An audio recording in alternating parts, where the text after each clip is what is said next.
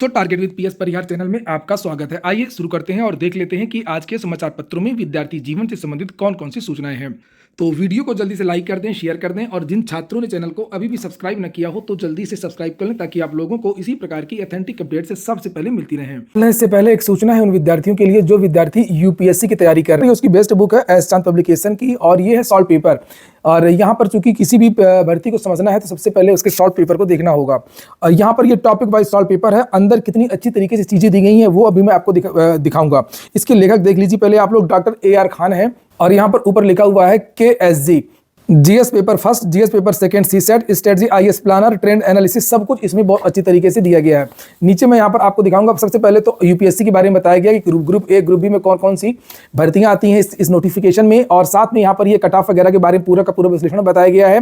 किस चैप्टर से कितने क्वेश्चन किस वर्ष पूछे गए हैं, ये देखिए प्रीलिम्स की कट ऑफ, ये मेंस की कट ऑफ, ये फाइनल की कट ऑफ है। ग्राफ के माध्यम से भी बहुत सारी चीजें यहाँ बताई गई हैं। और सबसे बड़ी बात यह है कि इसमें जो है इसका टॉपिक वाइज जो सॉल्व पेपर वो दिया गया है, जो क्वेश्चन है वो दिए गए हैं। तो यहाँ पर ये देख सकते हैं आप लोग, एंशिएंट इंडिया अलग से दिया गया है। एंशिएंट इंडिया से संबंधित कितने कितने क्वेश्चन कब कब पूछे गए हैं, मिडिवल इंडिया से संबंधित कितने क्वेश्चन कब पूछे गए हैं, ये इसमें बहुत अच्छी तरीके से बताया गया है। जैसे आप हिस्ट्री को ही देख लें तो यहाँ पर एंशिएंट इंडिया दिया हुआ है और यहाँ पर इस तरीके से prehistoric period and Indus valley civilisation, जिसे सिंधु घाटी सभ्यता कहते थे, तो उससे संबंधित जो क्वेश्चन है यूपीएससी में किस किस वर्ष पूछे गए हैं, कितने कितने क्वेश्चन पूछे गए हैं। पहले तो बता दिया गया कि कितने क्वेश्चन आते थे संख्या में, उसके बाद में इस तरीके से यहाँ पर बताया गया। ये देखिए यहाँ पर जैसे एक उदाहरण के रूप में यहां पर हम लेते हैं एक क्वेश्चन यहां पर दिया हुआ है, which one of the following ancient towns is well known for its elaborate system of water harvesting. तो जल प्रबंधन के लिए कौन सा जो अच्छा सबसे चर्चित शहर था सिंधु घाटी सभ्यता में, धौलावीरा, कालीबंगा, राखीगढ़ी और रोपड़। यहाँ पर ये 4 ऑप्शन दिए हुए हैं और इसमें सबसे बड़ी बात यह है कि व्याख्या बहुत अच्छी तरीके से दी गई है। आप इसकी व्याख्या देखेंगे इस प्रश्न की, इस प्रश्न में जितने भी क्वेश्चन है सभी में इसी तरीके से दिया गया। ये जो 5 नंबर का ये क्वेश्चन है 5, ये देखिए यहाँ पर ये दिया हुआ है धौलावीरा, इसका आंसर तो धौलावीरा लिखा ही है। साथ में पहले धौलावीरा के बारे में, फिर चारों ऑप्शन के बारे में, कालीबंगा के बारे में, राखीगढ़ी के बारे में, रोपड़ के बारे में, जो प्रमुख फैक्ट हैं, प्रमुख तथ्य हैं, बहुत अच्छी तरीके से हाईलाइट करते हुए बताया गया कि ये किस रिवर के किनारे रोपड़ है और राखीगढ़ी किस रिवर के किनारे है, इसमें क्या क्या चीजें मिली थी, सारी चीजें कुल मिलाकर के आप देखेंगे। जैसे क्वेश्चन 1 नंबर को देख लीजिए, इसकी व्याख्या कितनी बड़ी दी गई है। ये एक पेज पूरा का पूरा जो पेज है ये व्याख्या से भर गया है। तो कुल मिलाकर के चैप्टर वाइज सॉल्व पेपर के लिए आप लोगों के लिए बेस्ट बुक हो सकती है। सभी कॉपी किताबों की दुकानों में आपको ये बुक मिल जाएगी और वैसे लिंक मैंने इसके डिस्क्रिप्शन बॉक्स और कमेंट बॉक्स में उपलब्ध करा दी। अगर आप लोग चाहें तो इसको ऑनलाइन भी मंगवा सकते हैं। पहली जो सूचना है वो RO-ARO को लेकर के है। लिखा है RO-ARO प्रारंभिक परीक्षा भी एक दिन में कराने की तैयारी है। यूपी पीएससी की प्रारंभिक परीक्षाओं के लिए कोसागार से 25 किलोमीटर की दूरी तक बनेंगे केंद्र। आयोग की ओर से प्रदेश के सभी जिलाधिकारियों को पत्र भेजकर मांगी गई थी परीक्षा केंद्रों की सूची। इसको लेकर के कल ही मैंने एक दिन पहले ही वीडियो बना दिया था, आप लोगों ने कल देखा हो। जिस पत्र की बात चल रही है इस पत्र को मैंने अपने टेलीग्राम चैनल पर भी डाला था और ये पत्र है जारी हुआ था जिसमें यह कहा गया था कि 25 किलोमीटर की रेंज में शहरों के परीक्षा केंद्रों की आवश्यकता है और किन किन विद्यालयों को परीक्षा केंद्र बनाया जाएगा। सभी जिलाधिकारियों को प्रदेश की पत्र भेजा गया है। ऊपर लिखा विनोद कुमार गौड़, प्रभारी सचिव उत्तर प्रदेश लोक सेवा आयोग, और नीचे यहाँ पर लिखा है कि जितने भी जीआईसी हैं, जितने भी जीडीसी यानी गवर्नमेंट डिग्री कॉलेज हैं और जितने भी विश्वविद्यालय, पॉलिटेक्निक, राजकीय जितने भी संस्थान है वो परीक्षा केंद्र बन सकते हैं। और साथ में यहाँ पर यह भी कहा गया कि सीबीएसई आईसीएसई बोर्ड के समस्त विद्यालय जिनकी न्यूनतम क्षमता 384 की बैठने की हो, जिनकी दूरी कोसागार से 25 किलोमीटर के भीतर हो, शासनादेश का पालन करते हुए इन विद्यार्थियों से भी सहमति पत्र जो है वो मंगवाया जाए। वहीं पर लिखा है आयोग ने केंद्र निर्धारण के लिए सहमति प्रपत्र का प्रारूप भी जारी किया है जिसमें केंद्र का प्रकार, संस्थान का नाम बताना होगा कि सीसीटीवी रिकॉर्डिंग की व्यवस्था है या नहीं है। यह जानकारी भी देनी होगी कि बैठने की क्षमता के अनुसार क्या फर्नीचर पर्याप्त है, कितने कमरों के लिए कुर्सी और मेज की व्यवस्था है और कितने कमरों में बेंच की व्यवस्था है, विद्यालय पर आने जाने के लिए चौड़ी सड़क है या नहीं है, बस व रेलवे स्टेशन से केंद्र की दूरी कितनी है। यह भी कहा गया है कि कुल बैठने की क्षमता प्रति कमरा हॉल 2 वर्ग प्रति मीटर अभ्यर्थी के अनुसार 384 से कम न होने पर सहमति पत्र भेजें। 1000 अभ्यर्थियों की क्षमता वाले विद्यालयों में 500 की क्षमता के ए व बी ब्लॉक के 2 सहमति पत्र दें जिनमें अलग अलग केंद्र पर्यवेक्षक नामित हों।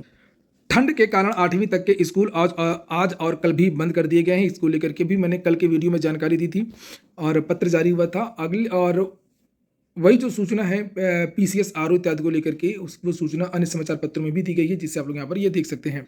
अगली जो सूचना है वो बेसिक की है। लिखा शिक्षक विहीन हो गए हैं शहरी क्षेत्र के 19% स्कूल। सरकार की पोल खुल रही है जो अनुपात समानुपात का ढिंढोरा पीटती है सरकार।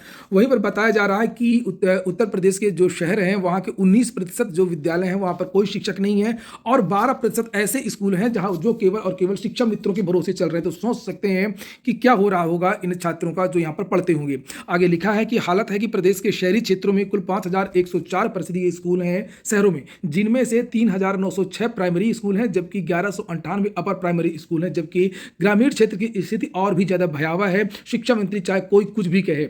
इनमें 970 स्कूल शिक्षक विहीन हो चुके हैं। 970 केस में से केवल 5,104 में से।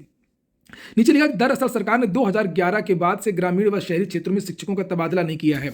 वो बात अलग है, लेकिन गांवों में भी तो शिक्षक नहीं है तो कहां से तबादला कर देंगे। सबसे पहले तो लोग शहरों को ही चुनते हैं। सबसे ज्यादा जो शिक्षक थे वो शहर में ही थे।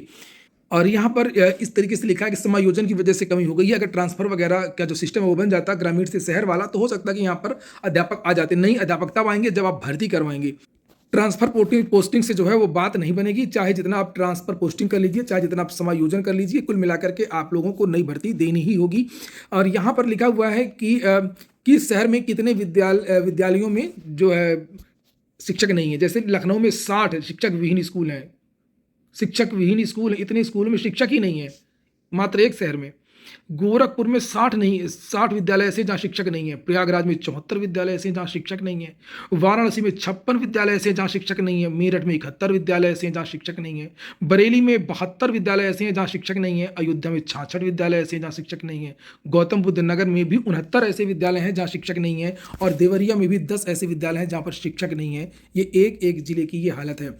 यहाँ पर यह भी बताया गया है कि महत्वपूर्ण बात यह है कि शहरी क्षेत्र के इन स्कूलों में आरटीई राइट टू एजुकेशन मानक के अनुसार 1,19,369 शिक्षक होने चाहिए, जिनके स्थान पर 5,920 शिक्षक ही कार्यरत हैं।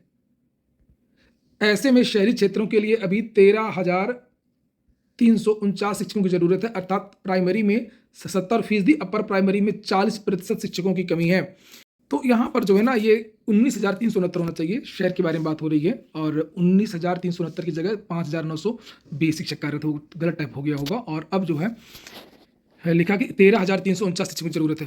तो ये एक एक शहर का ये हाल है। आप समझ सकते हैं उत्तर प्रदेश में क्या होगा। आखिरकार सरकार हर चीज़ में तो ध्यान देती है, रोड हो, सड़क हो, मेला हो, लेकिन आखिरकार ये जो विद्यालय हैं और जो रोजगार वाली जो चीज़ें हैं सरकार थोड़ा सा उसमें भी ध्यान दे देती तो बहुत ज़्यादा बेहतर हो जाता। आंगनबाड़ी कार्यकर्ता भर्ती के लिए जल्द जारी होगी मेरिट। यहाँ पर लिखा बहराइच के बारे में अलग अलग जिलों से ये वैकेंसी आई थी। हाई कोर्ट ने रद्द कर दी थी रेडियो पुलिस में ऑपरेटर भर्ती की प्रक्रिया शीघ्र होगी। इसको लेकर के जो बयान है वो जारी किया गया है। भर्ती बोर्ड के जो अध्यक्ष है राजीव कृष्ण, उनका बयान आया है। और चूंकि हाईकोर्ट ने ये कहा था यहाँ पर साफ साफ कि केवल डिप्लोमा धारक इंजीनियर ही हेड ऑपरेटर मैकेनिक के पद पर नियुक्ति के लिए आवेदन होंगे और इन नियमों के तहत डिग्री धारक इंजीनियरों को आवेदन करने का अधिकार नहीं है। अगर पॉलिटेक्निक मांगा है तो पॉलिटेक्निक के लोग जाएंगे, बीटेक के लोग नहीं जाएंगे।